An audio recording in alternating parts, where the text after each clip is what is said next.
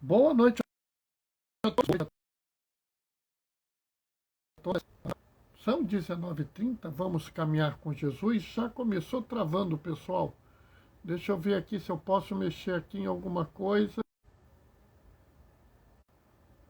Opa, voltou. Como eu disse, são 19h30, vamos caminhar com Jesus. Como sempre, de vez em quando minha internet trava, né? Se eu fosse uma pessoa assim, um influenciador digital, um cara super famoso e tal, eu falava mal da conexão, vinha alguém da empresa aqui e dava um jeito nisso. Mas fazer o quê? Estou eu aqui com a minha camisa do Brasil, vimos o jogo hoje. O jogo não foi bom, né, pessoal? O jogo não foi bom, gente. Perdeu para o Camarões. Claro que eu respeito a seleção dos Camarões, mas a gente perdeu para os Camarões é duro. Ah, Bernardo, a gente estava com time reserva. É verdade, a gente estava com time reserva. Mas, sinceramente, eu concordo com minha esposa que está assistindo a live comigo aqui. Não está na hora de pôr time reserva, né, pessoal? Está na hora de pôr o time titular para jogar, para se entrosar, né? Tivemos pouco tempo de preparação, tem que pôr o pessoal. Graças a Deus não tivemos coisa pior, né? Vamos enfrentar, passamos no primeiro, então vamos enfrentar a segunda seleção do outro grupo. A gente tem condição de ganhar, né? É só pôr o time titular, é só não descer do salto e a gente ganha, né? Então, vamos aí torcer para o pessoal tomar atento na segunda-feira. E nós estamos aqui na atividade. Hoje eu tive o prazer de ir a São Gonçalo. Fui a São Gonçalo porque teve uma homenagem à pastoral da AIDS pela Frente Parlamentar da Câmara Municipal de São Gonçalo. E eu, como membro da pastoral, estive lá. Recebi, inclusive, uma homenagem, fiquei todo sem graça. Mas é bom que a vida da gente é um pouco isso. A vida da gente é um pouco a gente conseguir se superar, conseguir ir adiante, conseguir resolver as coisas. Então, a gente vai fazendo.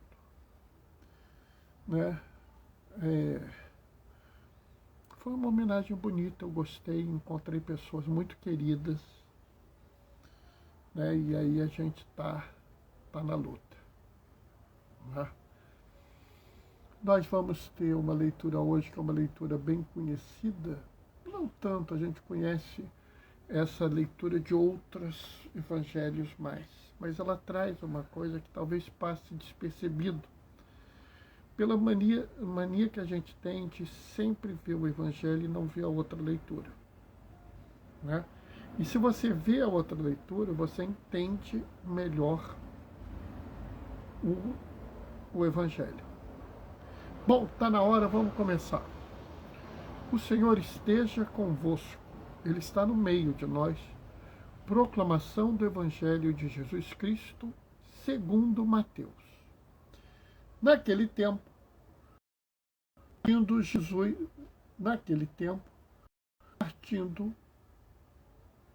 partindo Jesus, 2 cegos o seguiram gritando: tem piedade de nós, filho de Davi. Quando Jesus entrou em casa, os cegos se aproximaram dele. Então Jesus perguntou-lhes: vós acreditais que eu posso fazer isso? Eles responderam: sim, Senhor. Então Jesus tocou os olhos deles, dizendo: faça-se conforme a vossa fé. E os olhos deles se abriram. Jesus os advertiu severamente: tomai cuidado para que ninguém fique sabendo. Mas eles saíram e espalharam sua fama por toda aquela região. Palavra da salvação. Bom, tem uma série de coisas aqui que são coisas estranhas.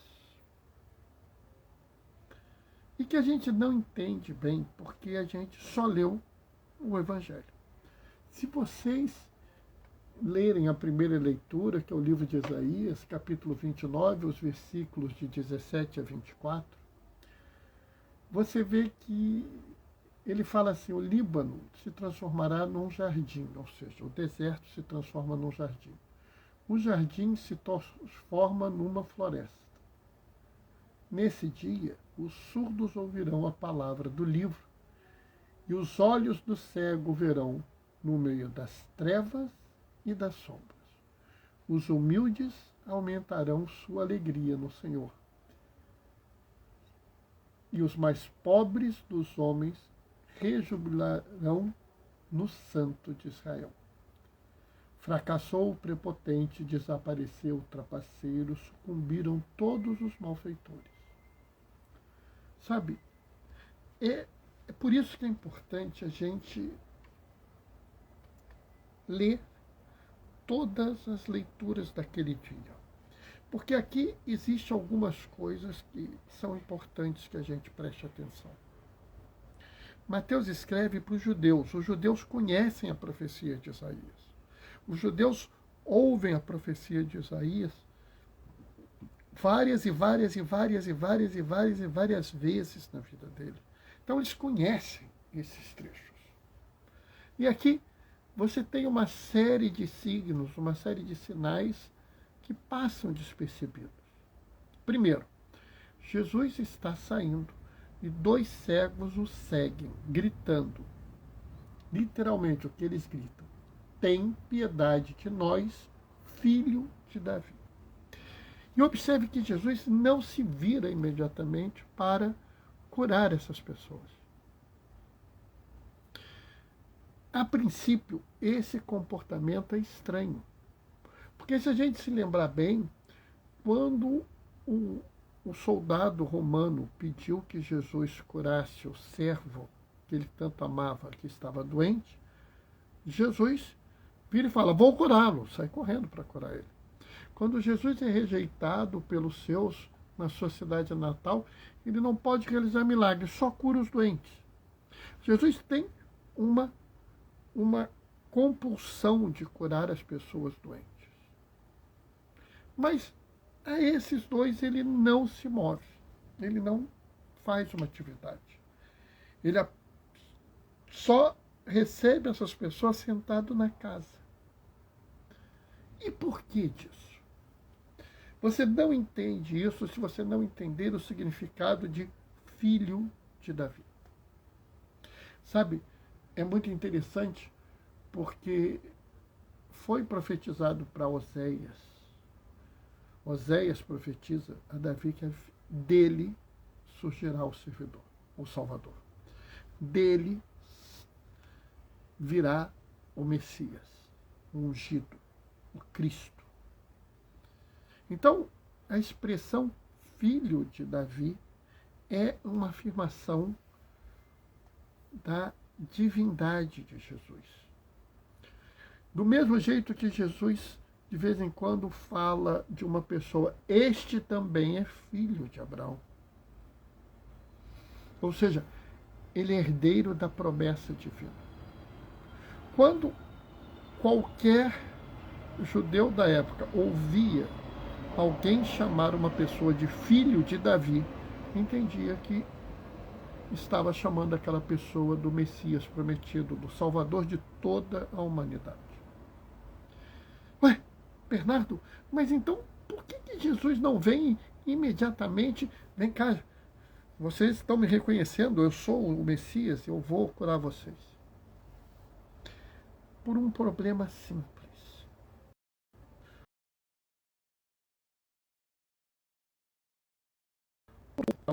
Todo o povo daquela região entendia que o Messias seria como um rei antigo. E se você olhar os reis antigos, Saul, Davi e Salomão, os reis antigos eram líderes militares. Os reis antigos eram homens de força e poder. Eram homens de riqueza e abundância. Jesus não é nada disso. Jesus não quer ser confundido com um líder militar.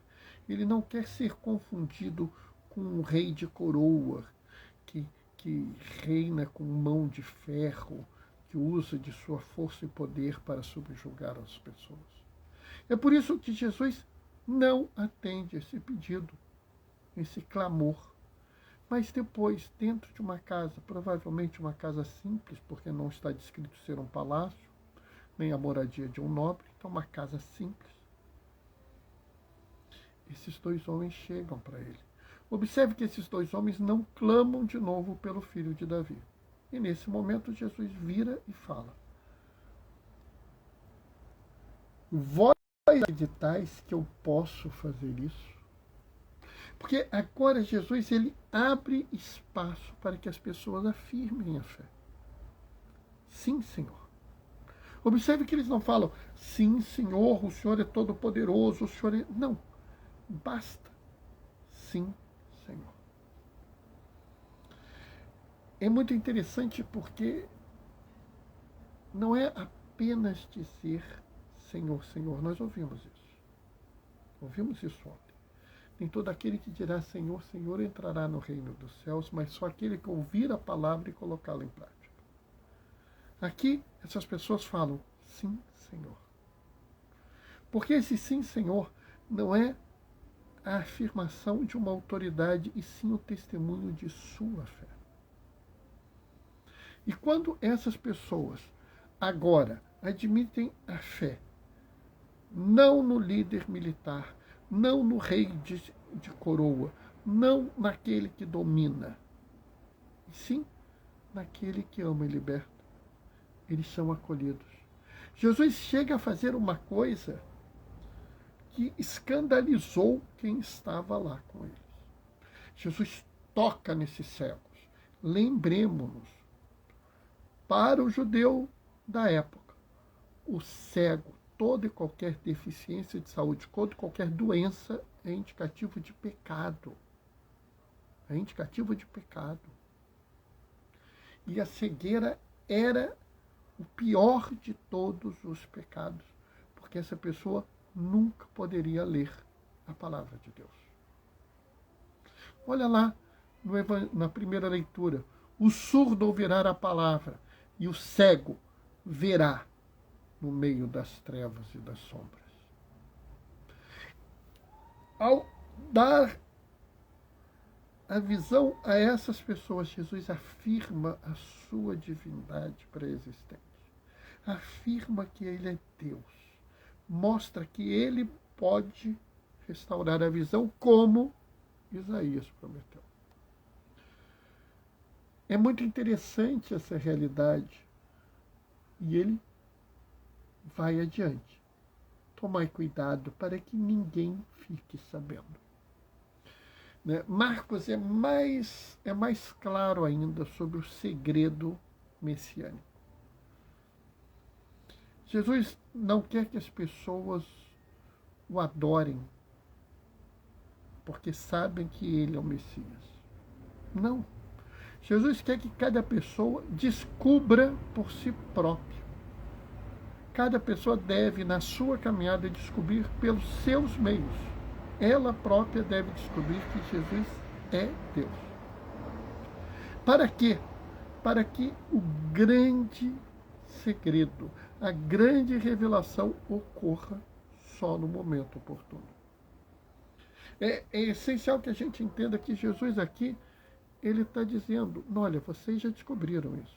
Vocês já prestaram atenção e já notaram. Mas deixa os outros descobrirem. Deixa os outros caminharem por si só. E é muito gozado, né? Porque essas pessoas não seguem o pedido de Jesus. Ah, Bernardo, mas são desobedientes. De novo, amor. Sabe, eu acho que não é uma questão de ser desobediente. Esse que é o problema. A gente, às vezes, trabalha a interpretação de forma muito dura.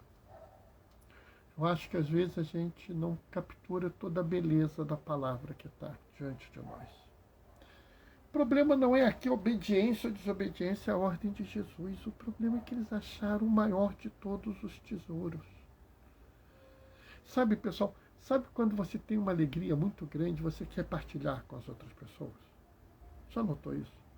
Você encontra alguma coisa que te dá muita felicidade, você quer que as pessoas saibam. Quando você consegue alguma coisa que é muito valiosa para você, você quer que as pessoas saibam. Então, quando você consegue resolver um problema complicado, quando você tem um parente ou você próprio curado de uma doença, quando você supera um problema na sua família, no seu trabalho, lá na igreja, você quer que as pessoas saibam. É natural que a gente queira dividir a alegria. A gente quer que as outras pessoas se alegrem conosco. E é por isso que eles descobriram Jesus. Jesus, ele é Deus, é o Messias. Eles não podem manter essa palavra oculta.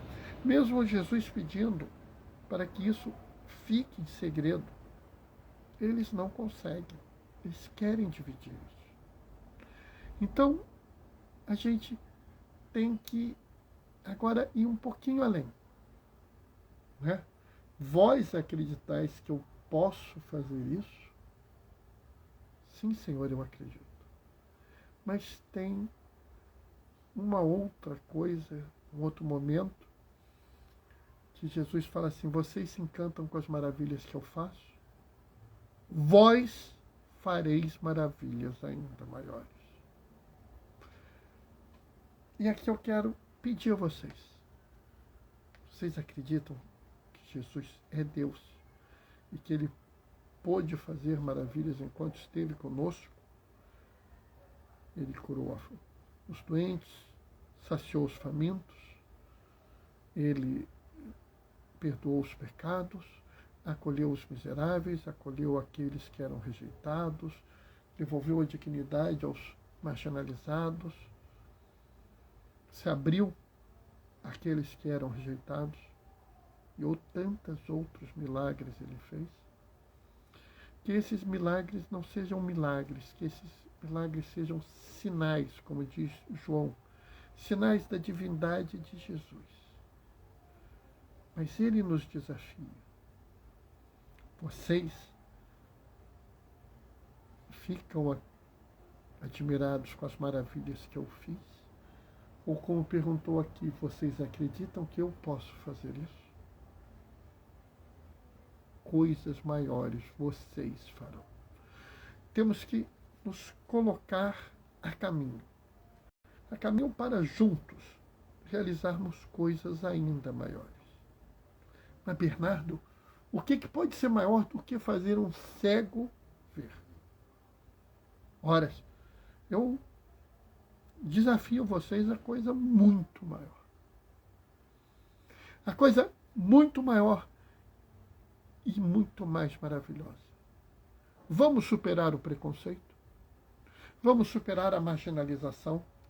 Ontem foi o primeiro dia, foi o Dia Mundial de Combate à AIDS. Hoje nós recebemos a homenagem e quantas pessoas, seja por AIDS, seja por tuberculose, seja por hanseníase, seja por problemas de ordem cognitiva, seja pela cor da pele, pelo local que mora, pela preferência sexual, pela identidade de gênero, pelo tipo de trabalho, pelo sexo, pela idade. Quantas pessoas são marginalizadas, quantas pessoas sofrem preconceitos. Vamos fazer uma coisa ainda maior. Vamos nos comprometer com a superação de todo o preconceito e toda a marginalização. Eu sei, pessoal, o que eu estou pedindo é difícil, mas é uma caminhada que vale a pena, porque sempre vale a pena caminhar com Jesus. Bom, essa foi a reflexão de hoje. É óbvio que ninguém apareceu aqui, porque deve estar todo mundo junto nas suas famílias, né?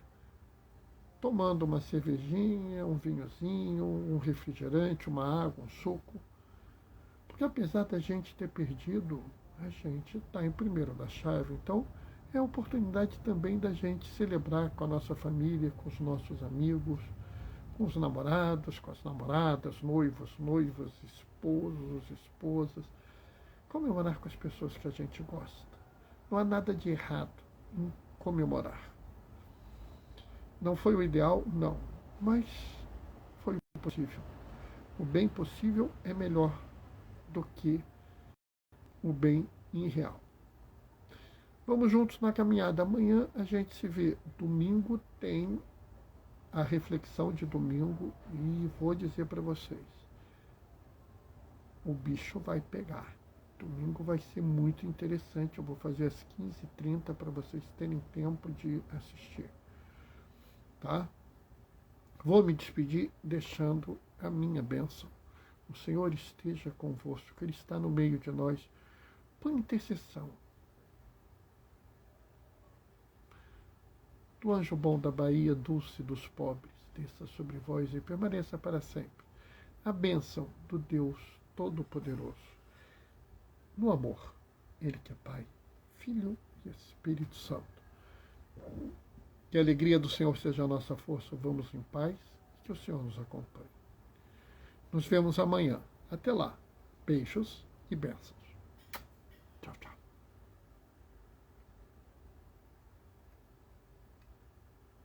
Não quer? Ah.